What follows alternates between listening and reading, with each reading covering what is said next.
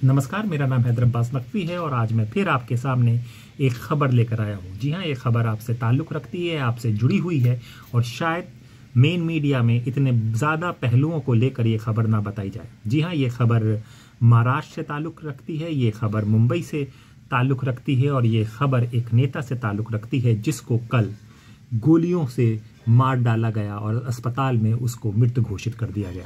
जी हाँ, बाबा ज़ैदुद्दीन सिद्दीकी इनका नाम था और ये कई अरसों से 48 साल का इनका कांग्रेस से नाता था। 3 बार ये बांद्रा से ही विधायक भी कांग्रेस के टिकट पर चुने गए।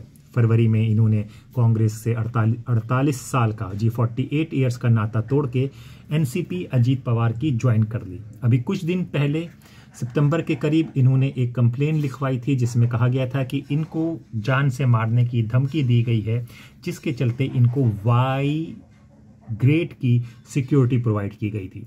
पहले मैं ये बताता हूँ कि ये घटनाक्रम कैसे हुआ।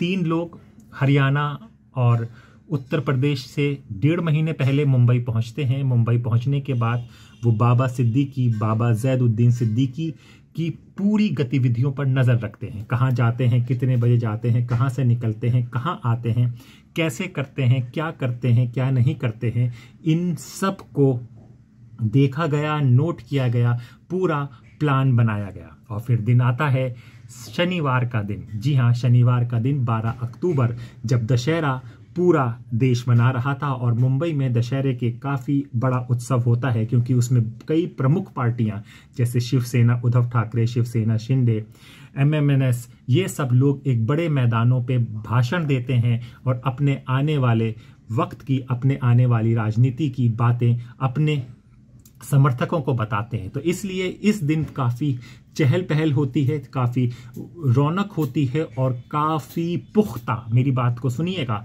काफ़ी पुख्ता पुलिस का इंतज़ाम होता है। जी हाँ, पुलिस बहुत अलर्ट होती है। इससे 15 दिन पहले ही सब जगह चेक पोस्ट लग जाती हैं, आए दिन सबकी जांच होती है। ये होता है हाई अलर्ट पे पूरा प्रदेश को कर दिया जाता है। ये मुंबई का दशहरे से पहले का पूरा वातावरण पुलिस कंट्रोल कर लेती है। तो ये इन लोगों ने रिसर्च करते हैं और ये करने के बाद 12 अक्टूबर की शाम को आता है, 9 साढ़े 8 बजे का वक्त होता है।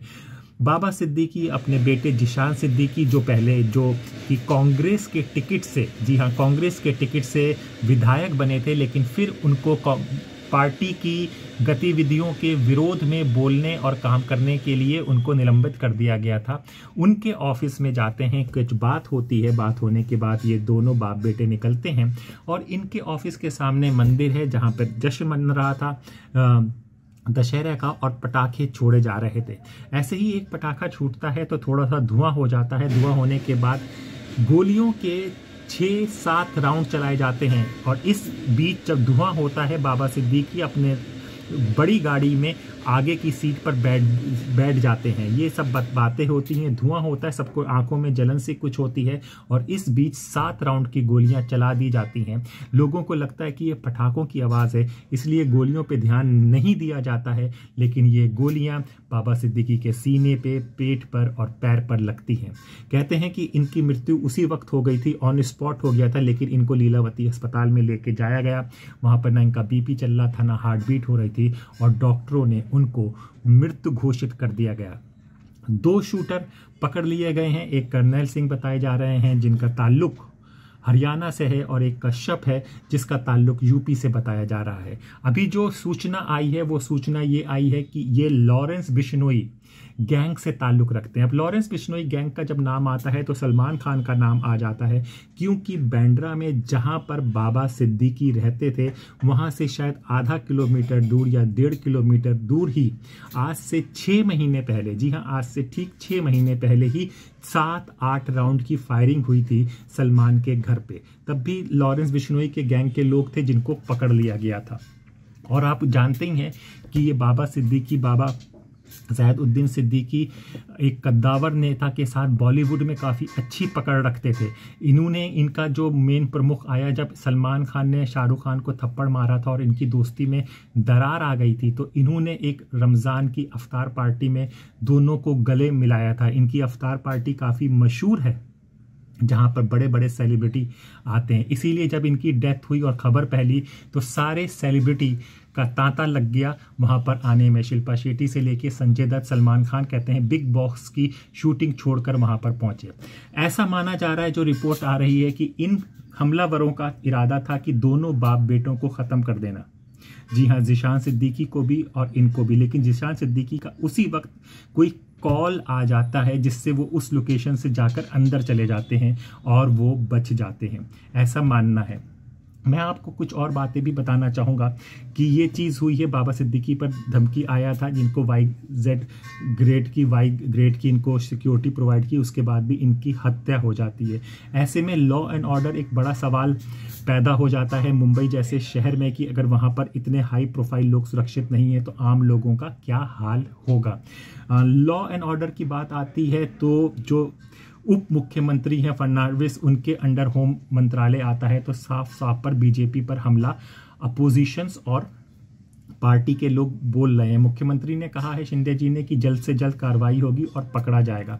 मैं आपको एक बात और बता दूं कि मुंबई में 4 मुस्लिम नेता बड़े कद्दावर माने जाते हैं, जिसमें से एक बाबा सिद्दीकी हैं जिनकी हत्या हो गई है कल, मतलब कि 12 अक्टूबर को। दूसरे नवाब मलिक भी एनसीपी के, शरद पवार के गुट के थे। आपको याद होगा कि जब शाहरुख खान का बेटा को पकड़ा जाता है आपका आदमी, तो ये काफ़ी ज़्यादा, यही समीर वांडेकर जब पकड़ते हैं तो नवाब मलिक का काफ़ी बढ़ चढ़ के बयान आ रहा था। उसके बाद इन पर ईडी की रेड पड़ती है तो पता चलता है कि इन्होंने कोई गैंगस्टर्स और दाऊद इब्राहिम की कोई ज़मीन खरीदी है और मनी लॉन्ड्रिंग पे केस पे हुआ था। अभी ये ज़मानत पे छूटे हुए हैं। ये भी मुस्लिम के कद्दावर नेता हैं, लेकिन अभी शांत हैं। तीसरे नेता आते हैं अबू आज़मी समाजवादी पार्टी के नेता हैं। इन पर भी आपको बता दूं कि 6-7 महीने पहले एक धमकी भरा मेल और व्हाट्सएप कॉल आया था, जिसमें कहा गया था कि तुमको हम हटा देंगे 3 घंटे के अंदर या 3 दिन के अंदर हम आपको हटा देंगे। फिर उसकी जांच होती है, जांच होकर पता चलता है कि शायद किसी बच्चे ने ये किया था जो सूरत का था ईद मनाने वो बिहार आया था। ऐसी जांच में पता, लेकिन धमकी इनको भी मिल चुकी है। तो ये 3 नेता आपको मैंने बताया कि एक आपको बाबा सिद्दीकी जिनको धमकी मिली थी, जिनका कत्ल हो गया है।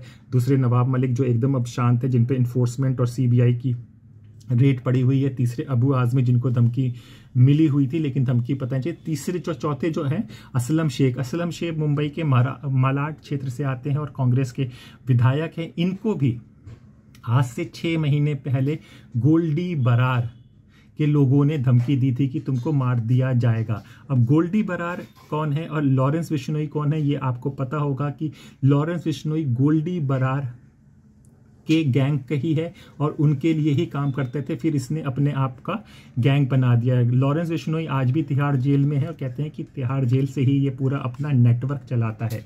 सलमान खान का ये बहुत बड़ा दुश्मन है। आए दिन ये सलमान खान को धमकियां, लेटर ये सब होते रहते हैं, क्योंकि सलमान खान का जो काले हिरन का शिकार था उसके लिए ये तब से नाराज हैं क्योंकि बिश्नोई लोग उनको पूछते हैं और तो उनको लगता है कि इसने उनके धर्म पर आघात की। तो सलमान खान और इसका 36 का आंकड़ा है और आए दिन इसके गुर्गे और ये धमकी, खुली धमकी सलमान खान को देते हैं, कभी लेटर फेंक कर, कभी गोलियां चलाकर।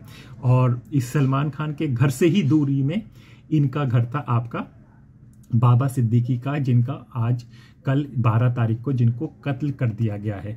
कत्ल करने के लिए ये लोग कहते हैं कि 1.5 महीने से रैकी कर रहे थे और अभी कुछ 5-7 दिन पहले ही इनको 9.9 mm रिवॉल्वर मिली है।